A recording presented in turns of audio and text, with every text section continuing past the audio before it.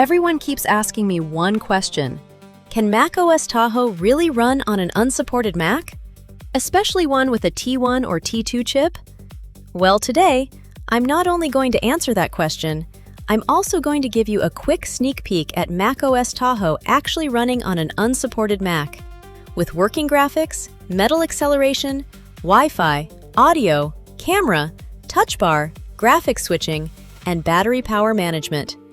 And if you're wondering how any of this is even possible, that's where things get really interesting. There's a new experimental project called OpenCore Legacy Patcher T2, specifically focused on bringing newer versions of macOS to Intel Macs equipped with Apple's T2 chip. Now, this is not the official OpenCore Legacy Patcher. It's a separate experimental fork that's exploring just how far these T2-powered Macs can be pushed, including support for macOS Tahoe. And the latest version brings a number of new features, improvements, and fixes. So, the big question is, can it really bring macOS Tahoe to an unsupported T2 Mac? Well, here's the proof. This is macOS Tahoe running on an unsupported Mac. And as you can see, a lot more is working than you might expect.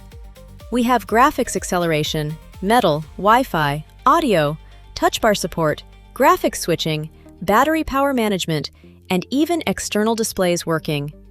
But this is only the beginning. There's a lot happening behind the scenes to make all of this possible, and there are still some important things that need to be fixed, including Touch ID.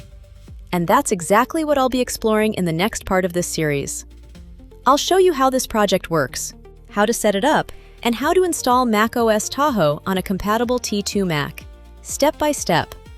Before I wrap up, there's one more thing I want to mention.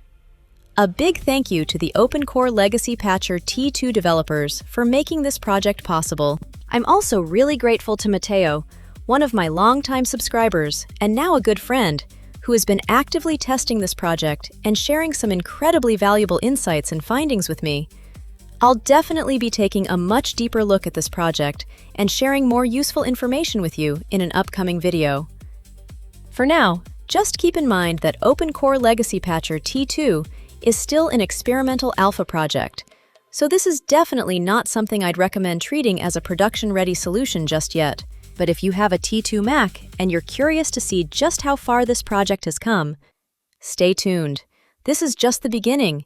The full step-by-step tutorial is coming very soon.